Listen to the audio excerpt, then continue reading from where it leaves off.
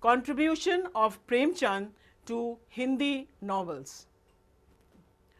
Munshi Premchand was the doyer of both Urdu and Hindi novels. He began writing in Urdu and then shifted to Hindi on the advice of Hazari Prasad Dwivedi. He drew on the traditional art of Kissa Goi, that is storytelling.